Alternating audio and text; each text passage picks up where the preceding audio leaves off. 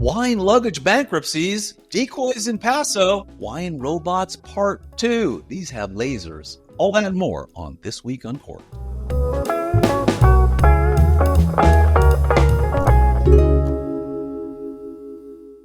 Hello, everybody, and welcome to episode 2 of This Week Uncorked. This is for July 24th, 2024. From Cork and Journey, I am Brett Martin, and we have got a lot of news to cover, a lot of stories to cover, and so with that, let's get right on into it.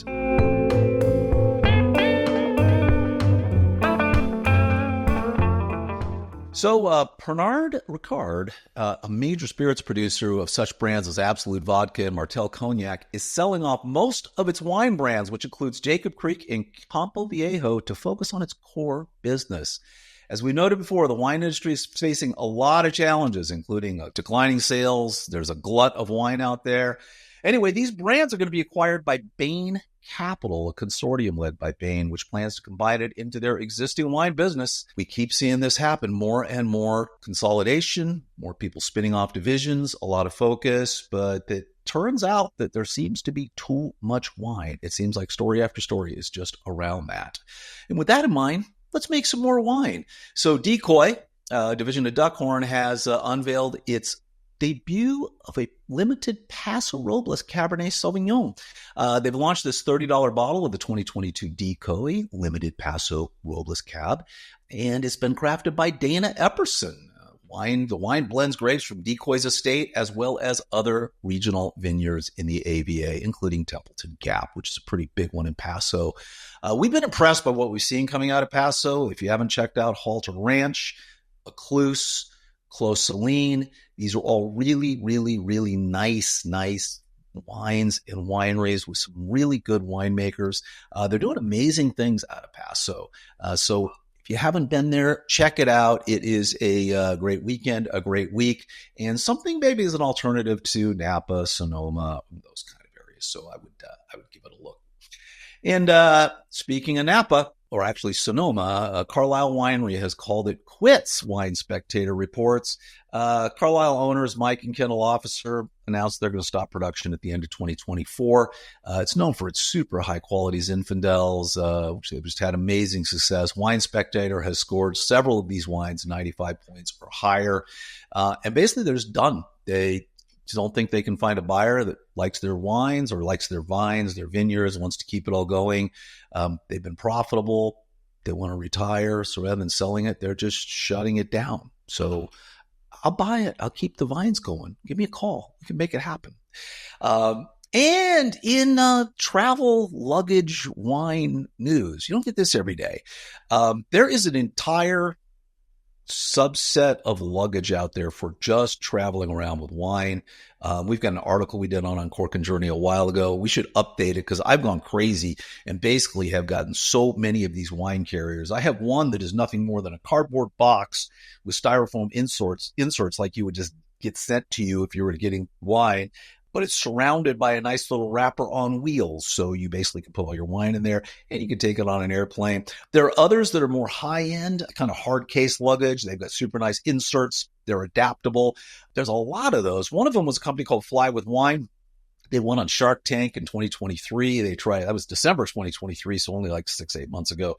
Tried to raise $500,000, but no one bought, probably because there's just too many of these companies out there. They started in 2016. Anyway, they've gone bankrupt. They've got liabilities of $2.4 million against assets of $1.6. So I guess that $500,000 from Shark Tank really wouldn't have helped them. Bottom line is there's just a lot of competition in the space, and it's unfortunate that they didn't work out. I have to tell you, I looked at their stuff and I can't quite figure it out because it looks like a lot of the other stuff out there that I've seen. So I don't know if it's like one company making this and others selling it. It's hard to know. But a quick search of Amazon will turn up these wine suitcases from anywhere from $75 to $500. And I tell you, there's some of them that are in the $150 range. It's hard to tell. They don't even look any different than the $500-$600 ones. Anyway, enough of that. Hey, before we move on, Rex Pickett, he wrote the book Sideways, which the movie was based on. And guess what? We're coming up on the 20th anniversary of Sideways. Look for that blog soon from Rex. I'm just holding it off, getting a little closer, probably in the next couple of weeks. Really interesting as he kind of talks about what went into Sideways, the making of the movie. I think you guys will, you'll find that fascinating. Anyway, he didn't write just Sideways. He wrote Sideways Oregon. He wrote Sideways Chile. He wrote Sideways New Zealand. 4 Sideways books. And I'm told there's more to come. Maybe I'm not supposed to talk about that, but there are more to come. At least 3 more that I know of. Get these books in hardback. Don't go buy them on Amazon. When you buy them on Amazon, Rex doesn't make anything. When you buy them anywhere, these authors don't make anything. If you buy it as an ebook, they literally get like 50 cents or $1. But if you go to rexpickettbooks.com, you can get an autographed edition. He'll write anything you want. Anything. He'll just put it in there. You say, hey, Rex, right, dear Brett, I think you are the greatest person on the planet. I am so lucky to know you. Thank you so much for reading my books. Rex Pickett. He'll write that. Anything you want. And if you use the code Cork10, you get 10% off. So head on over to rexpickettbooks.com and pick yourself up 1, 2, 3, 4 copies. Get them for people for Christmas. You got to do it. Anyway, shout out to Rex. Great books. Moving on. There is an article over in VinePair discussing there's the change in consumer demands for tasting rooms. And I think this is really interesting because, I don't know, we do a lot of wine tasting. And basically what they're saying is wine tourism is undergoing a significant transformation because basically people want more immersive experience at wineries. I'm not sure if that's the case. I think what people really want is a guided tour, someone to talk to them, someone who seems to really care about what they're serving and what they're doing. I will tell you that the competition is heating up out there. And oftentimes when I am looking, I guess maybe I do want more immersive, but if you're in Napa, you're going to be paying kind of at a minimum. The starting point for a tasting is like $100. And they go up from there. And so if you're going to pay that, you should at least have someone who's knowledgeable, who's going to guide you through the wines, talk you through how they were made, give you a little bit of history on the winery. And then we all know wine goes well with food. So we're starting to see those kind of things where it's wine pairings. And if you can find them, they're well worth it. I will tell you that I've had amazing tastings and horrible tastings. I think we all have. And I think at the end of the day, sure, the quality of wine is super important, but also the ambiance, the experience, the guided tour, all of that. So I think they're onto something here. It's a pretty interesting article, but people are demanding a little more from their wine tasting. So anyway, check out the article over at VinePair. I think it's worth it.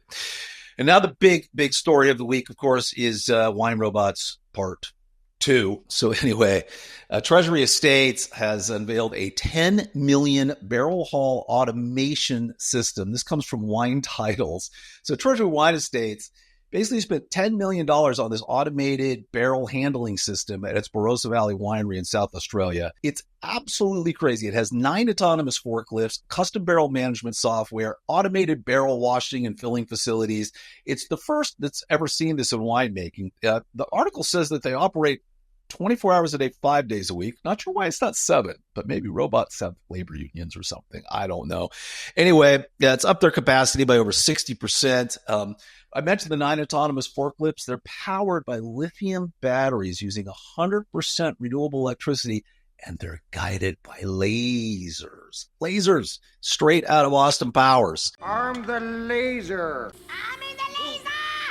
Anyway, really cool stuff. Last week, we talked about some automated robots that are actual harvesters that are out there. They're completely autonomous, going through and harvesting the grapes and doing all those kind of things. I guess if Elon Musk can give us a self-driving Tesla, then why not let that kind of basic stuff happen? So cool stuff from Treasury Wine Estates. I'm hoping to get down to Australia and check that out soon.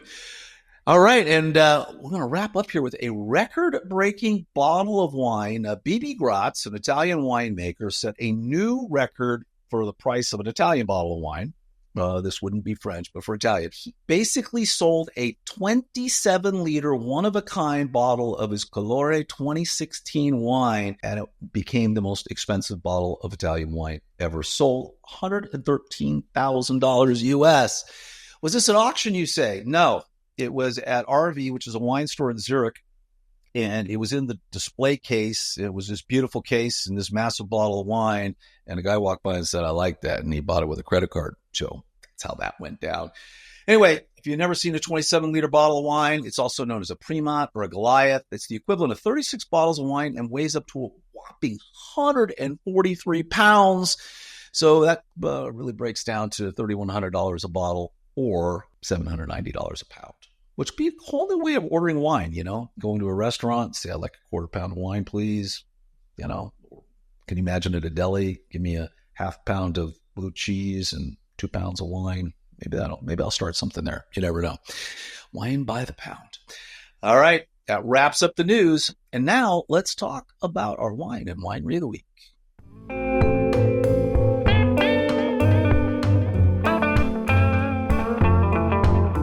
All right. This week we're talking about Hendry Ranch. Hendry's great. These guys make some incredible wines. They're in Napa. This is a completely family-owned winery back to 1939, which is 85 years. They do a lot of classic grapes. We've tasted through virtually every single thing they have.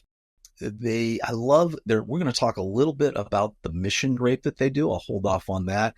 All their stuff is good. Their Cabernet Franc was absolutely outstanding. They have 3 levels of tasting, anywhere from $50 to $75. The tastings are 60 to 90 minutes. They do that classic tasting, which is both reds and whites. They do a Bordeaux flight, and then they just do a straight up white flight.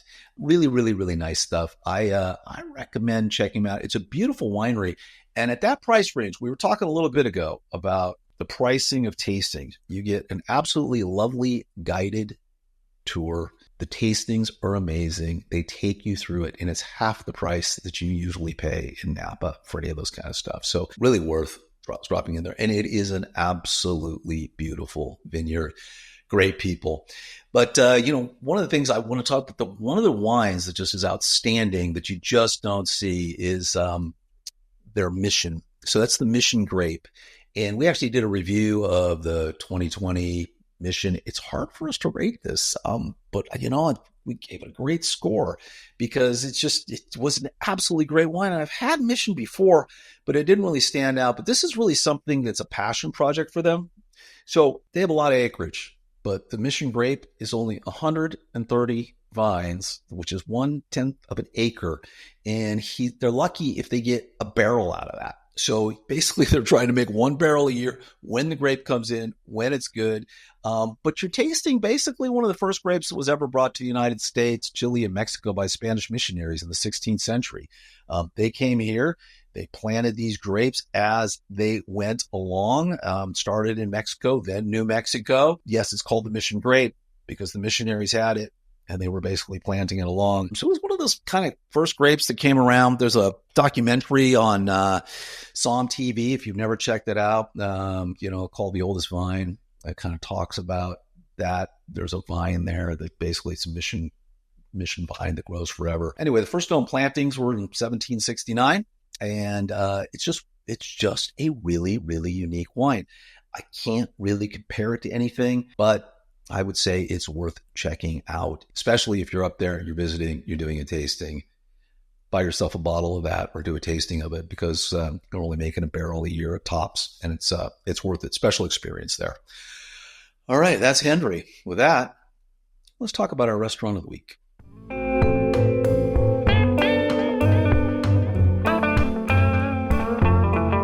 I'm going to wrap up the show with St. Martin's Wine Bistro in Dallas, Texas.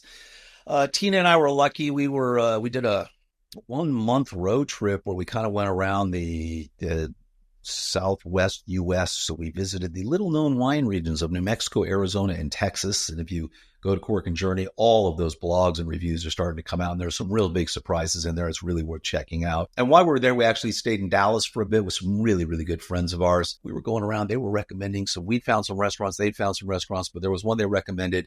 They just moved to this new location called St. Martin's Wine Bistro, downtown Dallas, Texas. This place is off the hook. Service is outstanding. Food was outstanding. Ambiance is outstanding. Live music, just kind of an old school vibe. Really, really, really good. We just had such a wonderful time. And if I lived in Dallas, I can see this would be a regular hangout for us. We would be there all the time. Amazing wine list as well. Since a wine bistro, you would expect that. They have a $35 corkage fee. So it's a win-win. You can bring your own bottle in. That's extremely reasonable corkage price. And then their wine list is amazing. So location's nice. They've got a brand new location, downtown Dallas. So if you're in Dallas, I really, really recommend you check the place out. That's St. Martin's Wine Bistro. All right, everybody. Thank you so much for watching this week. As always, we would to our website or to our YouTube channel, ask us some questions or tell us about some news you may have. Be happy to talk about that. But also, please do subscribe and follow us. And if you need a corkage fee, you're going out to a restaurant, then you head over to Cork and Journey. Odds are we have it. It's the number one source for corkage fees in the world. And so we would love it if you would visit us there and follow us on all our social media platforms. Have a great week, everybody.